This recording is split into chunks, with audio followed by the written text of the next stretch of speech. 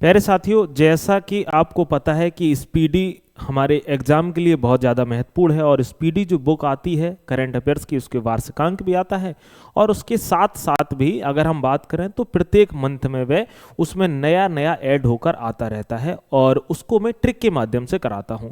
तो topic wise की playlist बनी है जिसमें मैंने ट्रिक के माध्यम से कराया है, ज़्यादा से ज़्यादा ट्रिक का प्रयोग किया है और अब हम ट्रिक के साथ साथ आपको कॉन्सेप्ट भी देने लगे हैं, जिससे कि क्या है, आप बेहतर तरीके से अपनी समझ को विकसित कर सकें और बहुत देर तक आपके दिमाग में बना रहे, एग्जाम में आप बेहतर तरीके से नंबर ले आए।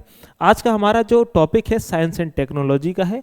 इससे रिलेटेड जितने सारे फैक्ट हैं वह हम देखेंगे, सारे के सारे महत्वपूर्ण प्रश्नों को देखने वाले हैं। जहां जहां ट्रिक का प्रयोग किया जाएगा वहां हम ट्रिक का प्रयोग भी करेंगे। इसके बाद अगर आप स्पीडी पढ़ते हो तो आपको और बेहतर तरीके से याद हो जाएगा, आपको बुक को पढ़ने का कॉन्फिडेंस भी बढ़ेगा। हम आप सभी से उम्मीद करते हैं कि आप लोगों ने सेशन को लाइक कर दिया होगा। देन उसके साथ साथ हमारे में अगर आप देखना भाई हाइप का ऑप्शन भी आता है, अगर आप चाहें, आपकी इच्छा हो तो आप वीडियो को हाइप भी कर सकते हैं। ठीक है, उसमें कोई पैसा नहीं लगता है आपका। हम पहला प्रश्न देखते हैं, आईआईटी दिल्ली ने किसके साथ मिलकर दुनिया की पहली एआई लैब असिस्टेंट प्रणाली AILA विकसित की है? ठीक है, याद रख लेना। तो एक बात याद रखना भाई, किसके साथ मिलकर विकसित करी है? आप कहोगे जर्मनी और डेनमार्क के साथ। ठीक है, याद रख लेना। अब आप कहोगे कि अगर हम किसी के यहां पर लैब, एआई के लैब में अगर हम असिस्टेंट बनेंगे, ट्रिक को ऐसे याद रखेंगे, कुछ में बहुत अच्छी ट्रिक है। अब स्टार्टिंग का प्रश्न थोड़ी सी टफ ट्रिक है। एआई के साथ अगर हम याद रखना कोई लैब असिस्टेंट बनेंगे तो पैसा लगेगा। आप कहोगे बिल्कुल सही बात है, तो यानी कैसा पैसा लगेगा? जम के पैसा लगेगा। कैसा लगेगा? आप कहोगे जम के मनी लगेगा, तो आप याद रखना जर्मनी। ठीक है, और अगर आपने ऐसा कर लिया तो आपका भी एक अपना एक मार्क बन जाएगा, आपका भी अपना एक चिन्ह बन जाएगा। तो याद रखना जर्मनी और डेनमार्क के वैज्ञानिकों के साथ मिलकर इसकी शुरुआत करी गई है। 100 प्यारे साथियों, आप कहेंगे जी विकसित किया गया है। आगे बढ़ जाते हैं और इसके आगे एक ट्रिक देख लेते हैं। अगला प्रश्न हमारा है, भारत का पहला स्वदेशी 1.0 गीगाहर्ट्ज माइक्रो प्रोसेसर क्या है? आप कहोगे भाई यह है ध्रुव 64। कौन सा है? आप कहोगे भैया जी ध्रुव 64 है। तो याद रख लेना, ध्रुव 64 है, किसके द्वारा विकसित किया गया है? तो आप यहां पर एक पॉइंट याद करेंगे, यह सीडेक के द्वारा विकसित किया गया है। किसके? आप कहोगे सीडेक के द्वारा विकसित किया गया है। ठीक है, याद रख लेना किसके द्वारा? आप कहोगे सीडेक के द्वारा विकसित किया गया है। अब ये चैप्टर जितना टफ है, आप जब इसको बेहतर तरीके से कर लेंगे और आप सुन लेंगे जब, तो आपको बेहतर तरीके से क्या हो जाएगा? आप कहोगे जी भैया याद हो जाएगा। ठीक है, याद रख लीजिएगा। आगे बढ़ जाएंगे, अगला है और अगला प्रश्न है, भारतीय वैज्ञानिकों ने किस टेलीस्कोप की मदद से 12 अरब वर्ष पुरानी आकाश गंगा की खोज करी है? तो यह मैंने आपको स्पेस वाले में भी करवाया हुआ था। तो आप कहोगे जो टेलीस्कोप है उसका नाम क्या है? आप कहेंगे जेम्स वेब नाम है। क्या नाम है? आप कहोगे जेम्स वेब है। याद रख लेना, मैंने आपको ट्रिक कैसे याद करवाई थी। आप कहोगे नासा से संबंधित, तो हम नशा कर लेंगे। तो आपको पता है जब आदमी बेब पी लेता है तो नशा करता है। ठीक है जी, याद रख लेना। तो ऐसे आप ट्रिक को कैसे याद रखोगे?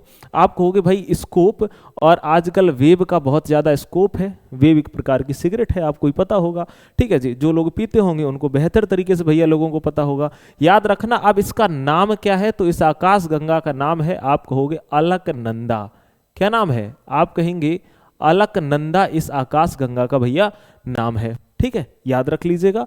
और एग्जाम के पॉइंट ऑफ व्यू से बहुत महत्वपूर्ण है कि यह किसके नाम पर है? तो आप कहोगे हिमालयन नदी के नाम पर है।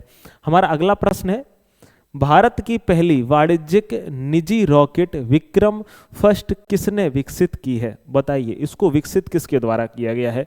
तो आप कहेंगे इसरो के द्वारा, या स्काई रूट एरोस्पेस के द्वारा, या अग्निकुल के द्वारा, या हल के द्वारा। तो आप कहोगे भारत की जो पहली वाणिज्यिक निजी रॉकेट है, याद रख लेना, जिसका नाम है विक्रम फर्स्ट। अब आप इसको याद रखो कैसे? आप कहोगे विक्रम है मतलब क्या है? आप कहेंगे जी बिका हुआ है। और जो बिका हुआ होता है, या जो आदमी क्रम से नहीं चलता है, वह आसमान में उड़ने लगता है। लोग नहीं कहते भाई क्रम से चलो, आसमान में क्यों उड़ रहे हो? तो आसमान को बोलते हैं स्काई। तो आप क्या कहोगे भाई? स्काई रूट। तो इसका करेक्ट आंसर क्या हो जाएगा? स्काई रूट एरो स्पेस। ठीक है भाई, चलिए आगे बढ़ जाएंगे। आगे बात करते हैं, सिकल सेल रोग के उपचार के लिए भारत की पहली स्वदेशी जीन थेरेपी विरसा 101 किस संस्था ने विकसित करी है? तो आप कहोगे भाई किसने विकसित करी, आप कहोगे CSIR-IGIV के द्वारा इसको प्यारे भैया जी विकसित किया गया है। ठीक है, अच्छा यहाँ पर हम कुछ कैसे याद करेंगे, आप कहोगे भाई यहाँ पर बिर दिख रहा है, यहाँ पर सिर दिख रहा है, दोनों जगह हमें IR दिख रहा है, तो आप इस प्रकार से याद करने का प्रयास करेंगे, क्योंकि आपको वहाँ पर एग्जाम में बिल्कुल दिखना चाहिए, जिससे कि आप क्या कर सको, आप कहोगे जी भैया आप याद कर सको। अगला है, भारत का पहला पूर्णतः मोबाइल AI सक्षम एंटी ड्रोन पेट्रोल वाहन कौन सा है? बताइए, जो भारत का पहला है पूर्णतः मोबाइल AI सक्षम एंट्री ड्रोन जो पेट्रोल वाहन है प्यारे साथियों, वह कौन सा है? बताइए। तो आप कहोगे उसका नाम क्या है, हम कहेंगे इंद्रजाल रेंजर। क्या नाम है भाई? आप कहोगे उसका नाम इंद्रजाल रेंजर है। ठीक है, तो अब इसको याद कैसे रखोगे, आप कहोगे भारत का ये पहला पूर्णतः मोबाइल AI सक्षम, याद रखना। तो एक बात याद रखना, जो आदमी आप कहोगे किसी चीज में सक्षम है, किसमें है, आप कहोगे सक्षम है, तो हम इसको ऐसे याद कर रहे थे, आप कहोगे सक्षम है, और सबसे ज्यादा जो सक्षम देवता है वे कौन से? इंद्र है। इंद्र का जब जाल फैल जाता है तो सारी चीजें क्या हो जाती हैं, आप कहोगे बिगड़ जाती हैं। तो कैसे हैं, आप कहोगे सक्षम है, तो याद रख लेना इंद्रजाल। क्या आप याद रखोगे भैया? आप कहोगे जी भाई इसका नाम क्या है, आप कहोगे इंद्रजाल रेंजर। ठीक है जी, चलिए आगे बढ़ जाएंगे भाई, आगे बात करते हैं। पहले इसके बारे में थोड़ा जान लेते हैं कि इंद्रजाल रेंजर भारत का पहला पूर्णतः मोबाइल AI सक्षम एंट्री ड्रोन गश्ती वाहन है, जिसे हैदराबाद स्थित ग्रेनी रोबोटिक्स कंपनी ने विकसित किया है। एग्जाम में पूछ सकता है, यह वाहन चलते फिरते शत्रुतापूर्ण ड्रोनों का पता लगाने और उन्हें निष्क्रिय करने के लिए डिजाइन किया गया है। जो चलते फिरते वाहन है, यह 10 किलोमीटर दूर तक ड्रोन का पता लगा सकता है, 10 किलोमीटर तक की दूरी का पता लगा सकता है, और 4 किलोमीटर के भीतर खतरे को बेअसर कर सकता है। यह छोटे ड्रोन से लेकर स्वार्म अटैक तक के निपटने में सक्षम है। ठीक है, याद रख लेना, नाम क्या है, आप कहोगे जी भैया इंद्रजाल रेंजर इसका नाम है। आगे बढ़ जाएंगे। गूगल ने अपना सबसे बड़ा AI हार्डवेयर केंद्र किस देश में खोला है? तो आप कहोगे ये जो हार्डवेयर केंद्र है ये भैया कहाँ खोला है? आप कहोगे ताइवान में खोला है। कहाँ पर खोला है? आप कहेंगे जी भैया यह ताइवान में खोला है। अगला प्रश्न है, भारत का पहला टेस्ला स्टोर कहाँ खोला जाएगा? अच्छा, टेस्ला से आपको कैसे याद रखना है? आप कहोगे आपको टेस्ला से याद रखना है भैया तसला। क्या याद रखना है? तसला। और आपको पता है तसला हमें कहाँ देखने को मिलता है? आप कहेंगे जी भैया ग्राम, यानी गांव में देखने को मिलता है, तो ग्राम से गुरुग्राम हो जाएगा। आप याद रखना कि भारत का पहला टेस्ला स्टोर कहाँ खोला जाएगा, तो आप कहोगे जी भैया हम कहेंगे कहाँ पर? आप कहोगे गुरुग्राम में। अगला हमारा प्रश्न है, भारत की पहली स्वदेशी क्वांटम डायमंड माइक्रोस्कोपी QDM किसने विकसित करी है? बताइए भाई, IISc या फिर IIT दिल्ली या फिर IIT बॉम्बे या फिर IIT प्यारे साथियों मद्रास? बताइए, एक बार फटाफट से आप लोग आंसर करेंगे। तो इसको याद कैसे रखते हैं? आप कहोगे इसका करेक्ट आंसर हो जाएगा जो स्वदेशी क्वांटम डायमंड माइक्रोस्कोपी है, इसको किसने अगर हम बात करेंगे विकसित किया है, तो आप कहोगे IIT बॉम्बे के द्वारा इसको विकसित किया गया है। अब इसको हम याद ऐसे रखेंगे कि डाई माने क्या हो जाता है? आप कहोगे मर जाना। तो आदमी डाई कब होता है? जब आप कहोगे ऊपर से बम गिर जाता है, तो बम से क्या हो जाता है? डाई। तो बम से बॉम्बे आप याद रख लीजिएगा। ठीक है, यह याद करने का बहुत बेहतर तरीका है। आगे बढ़ जाएंगे। भारत की पहली 3 मेगावाट क्षमता वाली वेनेडियम रेडॉक्स फ्लो बैटरी कहाँ स्थापित की गई है? हाँ, फ्लो बैटरी कहाँ स्थापित, फैक्ट्री कहाँ स्थापित की गई है? जो एक बैटरी की फैक्ट्री है कहाँ पर स्थापित की गई है? तो आप कहोगे पुणे में, नोएडा में, चेन्नई में या फिर अहमदाबाद में। तो इसका करेक्ट आंसर हो जाएगा जी, आप कहेंगे भैया नोएडा में। कहाँ पर स्थापित की गई है? तो आप कहोगे जी भैया यह नोएडा में मेरे भैया स्थापित करी गई है। हाँ, चलिए करेक्ट आंसर हो जाएगा। आगे बढ़ जाएंगे भाई। न्यूरो टेक्नोलॉजी के लिए दुनिया का पहला वैश्विक नैतिक ढांचा किसने अपनाया है? न्यूरो टेक्नोलॉजी के लिए। तो आप कहोगे यह जो ढांचा अपनाया है यह यूनेस्को ने अपनाया है। किसने अपनाया भाई? आप कहोगे इसको यूनेस्को के द्वारा प्यारे भाई अपनाया गया है। यूनेस्को ने 8 नवंबर 2025 को न्यूरो टेक्नोलॉजी की नैतिकता पर दुनिया का पहला वैश्विक मानक या ढांचा अपनाया है। इस ढांचे का उद्देश्य मानसिक गोपनीयता, डेटा सुरक्षा और मानव गरिमा की रक्षा करना है। क्योंकि न्यूरो टेक्नोलॉजी की अगर हम बात करते हैं, न्यूरो टेक्नोलॉजी तेजी से आगे बढ़ रही है। यह सिफारिश 12 नवंबर 2025 को लागू हुई थी। मैं आप लोगों से एक प्रश्न भी पूछना चाहता हूं कि अगर मैं आपको डेली करंट अफेयर्स लेके आऊं तो क्या आप डेली करंट अफेयर्स देखने के लिए इच्छुक हैं, जिसमें कि स्पीडी के हम सारे के सारे फैक्ट ऐड करेंगे? सभी लोग एक बार जरूर बताएंगे। ठीक है, आगे बढ़ जाएंगे भाई। आगे बात करते हैं, भारत का पहला end to end silicon carbide semiconductor plant कहां पर स्थापित हुआ है? तो यह जो प्लांट स्थापित हुआ है यह उड़ीसा में स्थापित हुआ है। कहां पर? उड़ीसा में। तो आप कहोगे एंड टू एंड लिखा होता है, एंड टू एंड ऐसे समझते हैं ना, तो आप कहोगे एंड टू एंड आदमी उड़ के पहुंच पाता है, तो उड़ने से याद कर लेना। आप क्या कहेंगे भैया जी? उड़ीसा को आप याद कर लीजिएगा।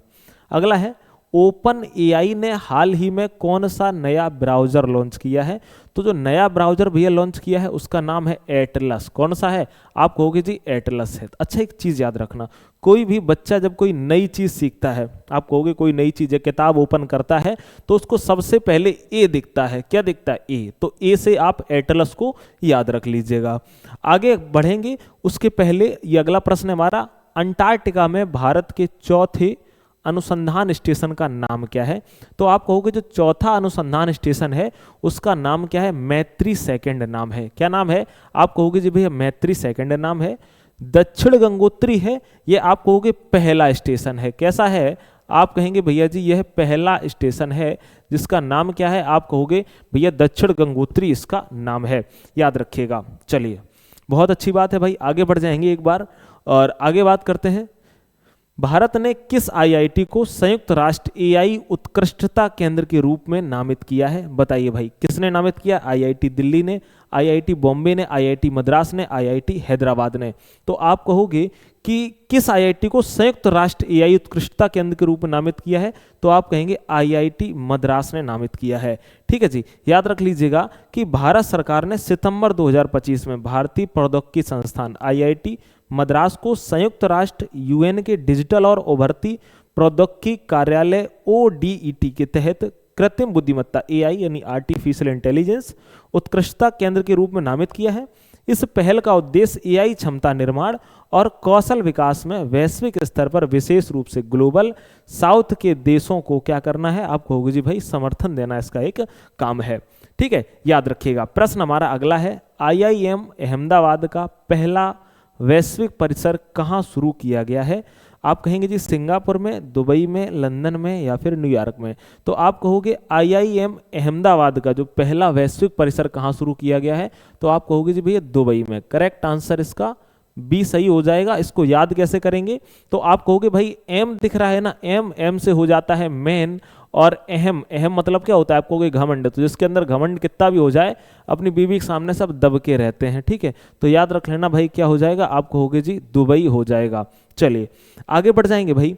आगे अगर बात करते हैं उसके पहले इसके बारे में थोड़ा जान लेते हैं। आईआईएम अहमदाबाद ने 11 सितंबर 2025 को दुबई में अपना पहला अंतर्राष्ट्रीय परिसर यानी जो ग्लोबल कैंपस खोला है। यह भारत यूएई शैक्षिक सहयोग में एक महत्वपूर्ण कदम है। इस परिसर का उद्घाटन दुबई के क्राउन प्रिंस महामहिम शेख हमदान बिन मोहम्मद बिन राशिद अल मखतूम और भारत के जो शिक्षा मंत्री है धर्मेंद्र प्रधान ने संयुक्त रूप से किया है। इनके नाम को याद मत करना। किसके नाम को? जो दुबई के क्राउन प्रिंस हैं। अगर नाम याद कर लिया जवान फंस सकती है, एक्सीडेंट हो सकता है। अगला बात करेंगे, भारत की पहली स्वदेशी निर्मित चिप का नाम क्या है? बताइए भाई, शक्ति नाम है या फिर विक्रम नाम है या फिर तेजस नाम है या फिर आप कहेंगे भैया आर्यभट्ट नाम है?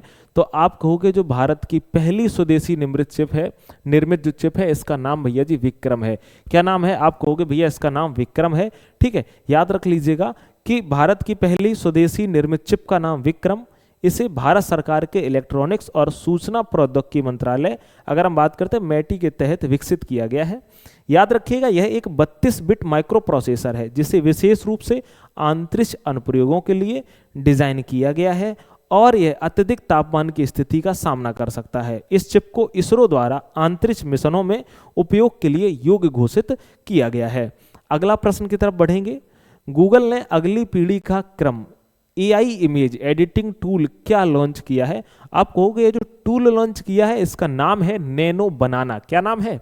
आप कहोगे इसका नाम है नैनो बनाना। ठीक है, आप पता है जब आप गूगल जेमिनी खोलते हैं तो आपको नैनो बनाना के बारे में पता होगा। गूगल ने जेमिनी ऐप के अंदर एआई संचालित फोटो एडिटिंग टूल नैनो बनाना को पेश किया है, जिसे आधिकारिक तौर पर जेमिनी 2.5 फ्लैश इमेज के रूप में जारी किया गया है। गूगल डीप माइंड द्वारा विकसित इसे दुनिया के सबसे बेहतरीन इमेज एडिटिंग टूल्स में से एक माना जाता है। अगला हम बात करते हैं, नैनो बनाना एक कोड नाम है। ठीक है, आधिकारिक उत्पाद जेमिनी 2.5 फ्लैश इमेज है। मुफ्त जेमिनी उपयोगकर्ता प्रतिदिन अधिकतम 100 छवियों का संपादन कर सकते हैं, यानी अक्सर कर 100 छवियों को वो बना सकते हैं, 100 चित्र को बना सकते हैं, 100 इमेज को बना सकते हैं। जबकि जो पेड उपयोगकर्ता हैं अधिकतम 1000 छवियों का संपादन कर सकते हैं, या 12 घंटे के अंदर की हम बात आपको बता रहे हैं। यह tool object removal, background object removal, अगर कोई भी ऑब्जेक्ट है अगर आप चाहो रिमूव कर दो उसके लिए हो जाएगा।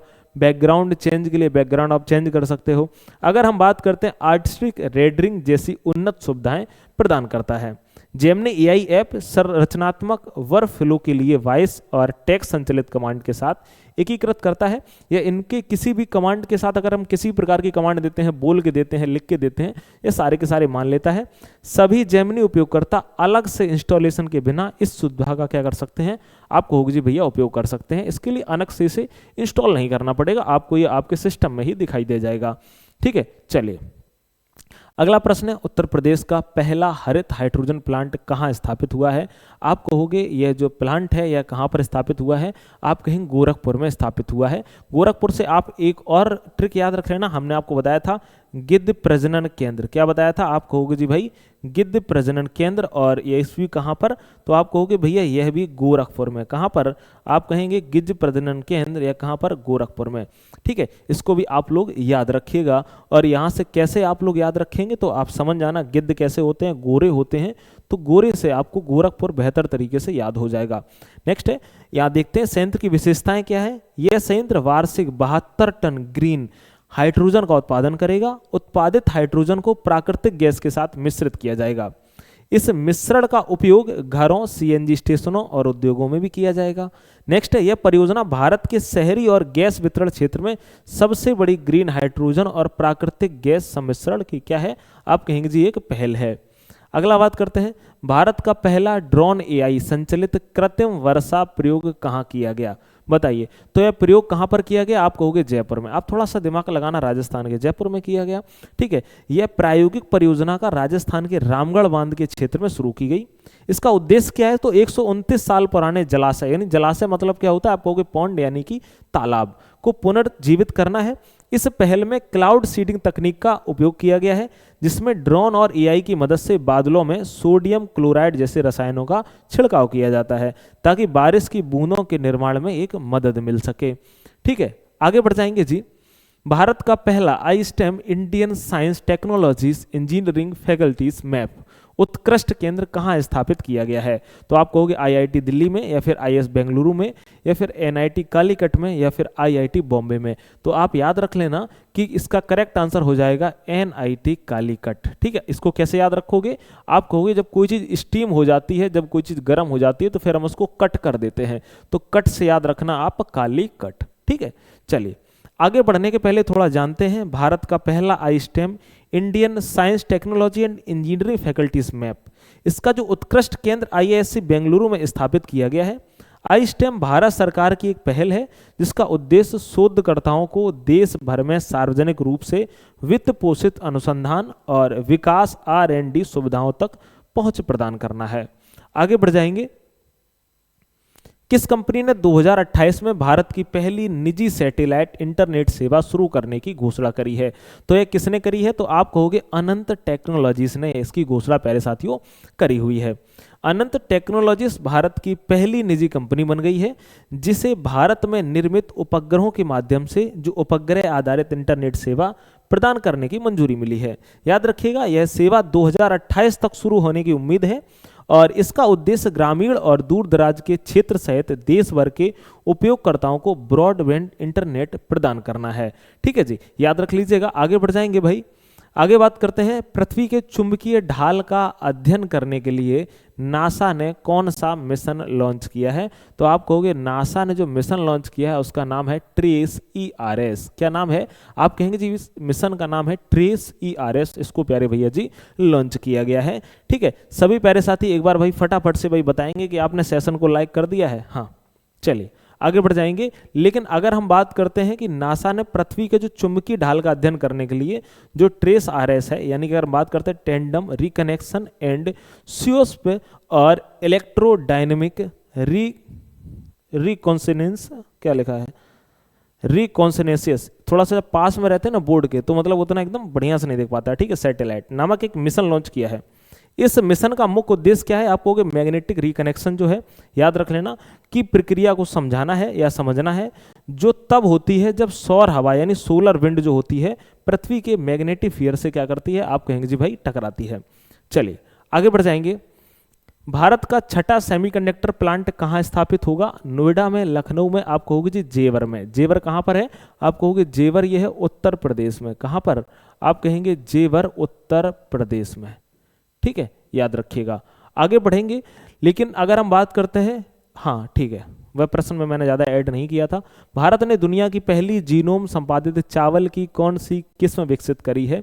तो जो चावल की किस्म है उसका नाम है Kamala and Pusa DST rice 1। इसको प्यारे साथियों विकसित किया हुआ है। भारत ने 2 जीनोम संपादित चावल की किस्में विकसित की हैं, DRR राइस 100 जिसे कमला भी कहा जाता है, एंड पासा DST राइस 1। कमला 15-20 दिन पहले पक जाती है और अगर हम बात करते हैं 25% अधिक उत्पादन देती है, 25% ज़्यादा उत्पादन देती है, जबकि पूसा DST राइस एक लवणता और क्षारीयता सहनशील है। यानी कि अगर हम बात करें तो ये लवणता वाली जगह पर रहती है, क्षारीयता वाली जगह पर। लवणता मतलब जहाँ पर अगर आप कहोगे भाई कि अक्सर कर जैसे जो पानी है ना, पानी किस टाइप का होता है? आप कहोगे पानी में नमक की मात्रा जहाँ ज़्यादा होती है। ठीक है, जो खारी जमीन में अगर हम बात करते हैं 30% तक अधिक क्या देती है? आप कहोगे जी भैया उपज देती है। ठीक है, अगला हमारा है, मेटा ने AI प्रतिस्पर्धा में कौन सा मॉडल लॉन्च किया है? आप कहोगे लल्मा 4 को लॉन्च किया है। ठीक है, याद रख लीजिएगा कि मेटा ने अन्य AI मॉडलों में प्रतिस्पर्धा करने के लिए जो अन्य AI मॉडल हैं उनमें लामा 3 मॉडल लॉन्च किया है। हाल ही में मेटा ने लामा 4 मॉडल परिवार को भी जारी किया है, जिसमें लामा 4 स्काउट और लामा 4 मैवरिक शामिल भी इसमें किए गए हैं। चलिए आगे बढ़ जाएंगे। आगे बात करते हैं, कीटाणुओं से लड़ने हेतु IIT मुंबई ने क्या खोज की है? बताइए। IIT मुंबई ने, तो आप कहोगे एंटीबायोटिक या फिर होस्ट प्रोटीन्स या फिर वैक्सीन्स या फिर नैनो पार्टिकल्स। तो आप कहोगे भैया जी होस्ट प्रोटीन्स। याद रखिएगा, IIT बॉम्बे के वैज्ञानिकों ने हाल ही में एक अध्ययन में एक नए होस्ट प्रोटीन की खोज करी है। यह है क्या? यह प्रोटीन मानव कोशिकाओं को छोटे चिमटी जैसे यंत्रों की तरह काम करने के लिए प्रेरित करता है, जो बैक्टीरिया की सतह प्रोटीन को खींचकर उन्हें अलग कर देते हैं और इस तरह के रोगाणुओं को शरीर को नुकसान पहुंचाने से रोकते हैं। यह खोज एंटीबायोटिक प्रतिरोधी बैक्टीरिया से लड़ने के नए तरीके विकसित करने में मदद कर सकती है। चलिए आगे बात करते हैं, गूगल ने कौन सा AI मॉडल लॉन्च किया है? तो आप बताइए कौन सा किया है? जेमिनी 2 किया है या फिर गेमा 3 किया है या फिर जेमिनी 4 किया है या फिर वर्ड 2 के नाम से प्यारे साथियों किया हुआ है? तो आप कहोगे जेमिनी 3 किया हुआ है। ठीक है, याद रखिएगा। अगर हम बात करते हैं एलन मस्क की AI कंपनी ने कौन सा चैट बॉट लॉन्च किया है? तो आप कहोगे एलन मस्क की जो AI कंपनी है उसका नाम क्या है? ग्रोक। तो आपको कौन सा किया है? आप कहेंगे जी ग्रोक 3 को किया हुआ है। अगला बात करते हैं, भारत का पहला हाइपरलूप परीक्षण ट्रैक किसने लॉन्च किया है? बताइए। इस परीक्षण ट्रैक को किसके द्वारा मेरे भैया लॉन्च किया गया है? IIT मद्रास के द्वारा या IIT बॉम्बे के द्वारा या फिर IIT दिल्ली के द्वारा या फिर IIT कानपुर के द्वारा?